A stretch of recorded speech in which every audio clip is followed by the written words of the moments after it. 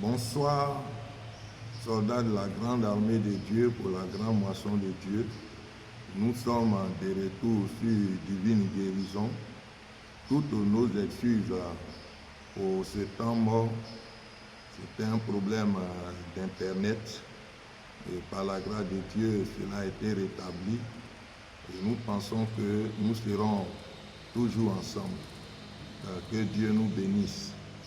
Nous allons donc prendre nos Bibles pour lire un texte dans l'évangile de Jean, Jean chapitre 5, du verset 1er au verset 9. Jean chapitre 5, du verset 1er au verset 9. Je fais donc la lecture. Après cela, il y eut une fête des Juifs et Jésus monta à Jérusalem. Or, à Jérusalem, près de la porte des brebis, il y avait une piscine qui s'appelait en hébreu Bethesda et qui a 5 portiques. Sous ces portiques étaient couchés en grand nombre des malades, des aveugles, des boiteux, des paralytiques qui attendaient le mouvement de l'eau.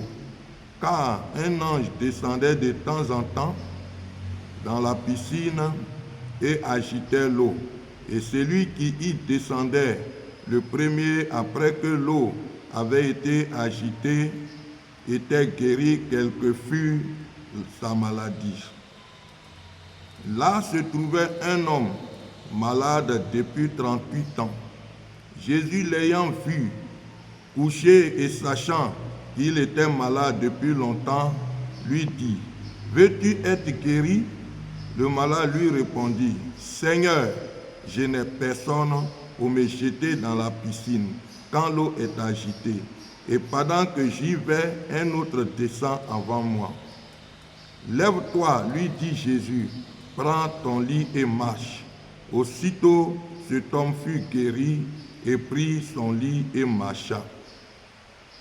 Bien-aimés frères et sœurs, voici donc cette merveilleuse histoire qui nous est relatée par l'apôtre Jean, le dernier fils de Zébédée, celui que la Bible appelle affectueusement celui que Jésus aimait tant.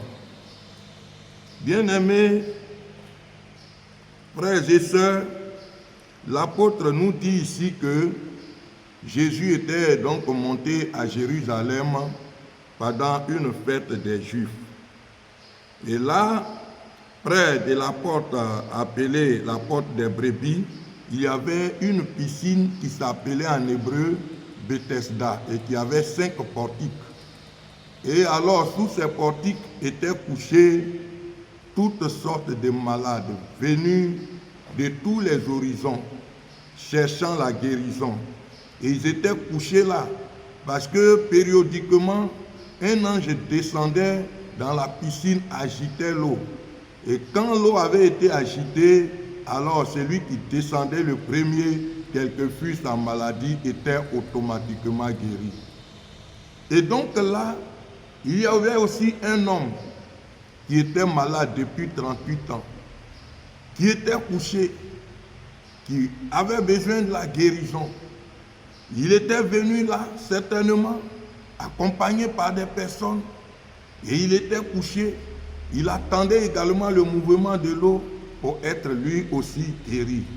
Malheureusement, il ne pouvait pas se précipiter, et avant qu'il n'arrive, il y avait toujours quelqu'un qui descendait avant lui.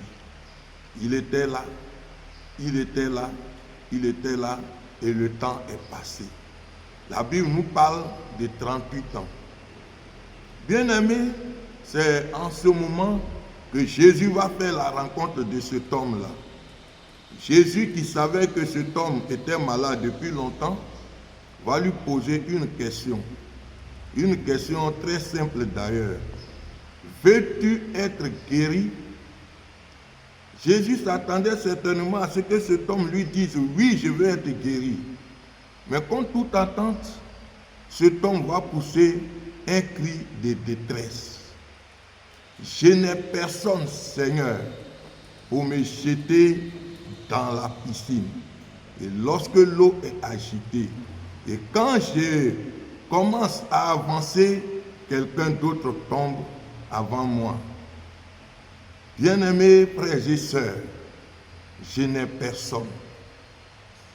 Combien pousse aujourd'hui ce cri de détresse?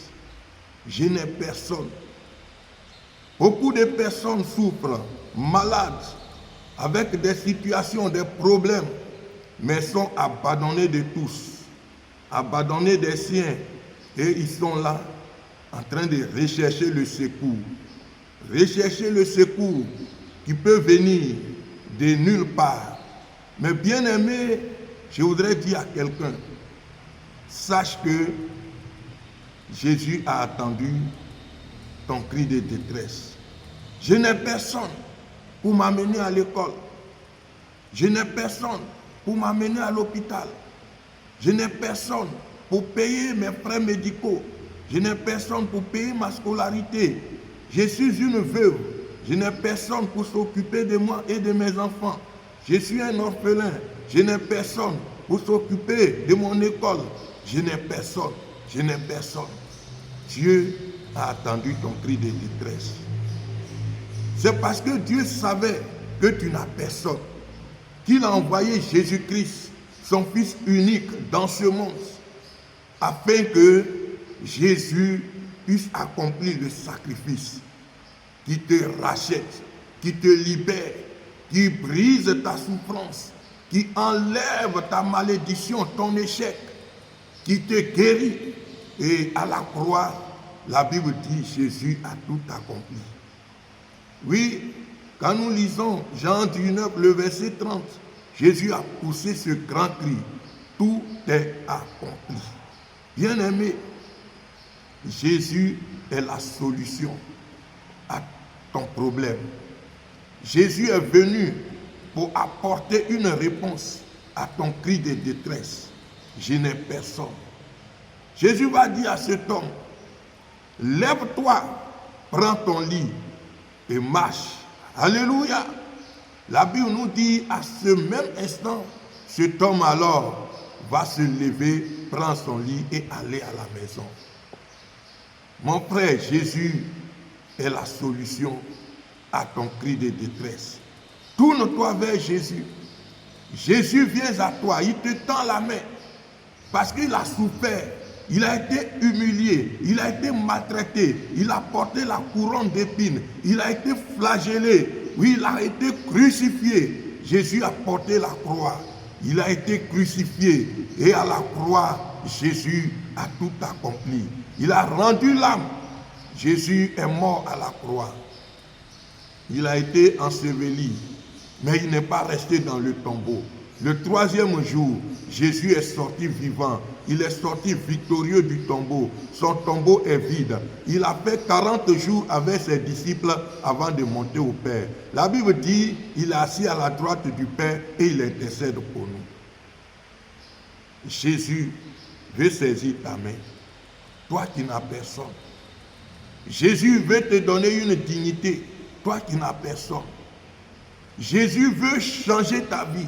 Toi qui n'as personne. Oui, cet homme, en un instant, sa vie a changé. En un seul instant, cet homme s'est levé. Cet homme a commencé à marcher. Il a retrouvé sa guérison. Il a retrouvé sa vigueur. Et alors cet homme est devenu un homme capable de travailler, capable de marcher, capable de faire ce que tous les autres font. Jésus peut changer ta vie en un seul instant. Tourne-toi vers Jésus, accepte-le, ouvre ton cœur à Jésus et Jésus viendra habiter dans ton cœur. Il marchera ensemble avec toi, il sera auprès de toi. Ton problème sera le problème de Jésus. Et en ce moment, Jésus te dira, lève-toi et marche. Jésus te dira, tu es guéri. Jésus ouvrira les portes pour que ton école, oui, puisse être assurée. Il va susciter quelqu'un qui va venir pour te soutenir, pour payer tes études jusqu'à l'université, jusqu'à ce que tu puisses travailler. Tu es orphelin, Jésus ouvrira les portes pour toi. Tu as une veuve, tu souffres. Jésus ouvrira les portes pour toi. Toi qui m'écoutes ce soir, laisse-moi te dire que ton désespoir se changera en espoir. Ton désespoir se transformera en bénédiction. Parce que Jésus est déjà à ta porte. Jésus est déjà à ta porte. Il t'appartient de lui ouvrir ton cœur. Il te tend la main. Saisis la main de Jésus et Jésus te relèvera. Que Dieu te bénisse.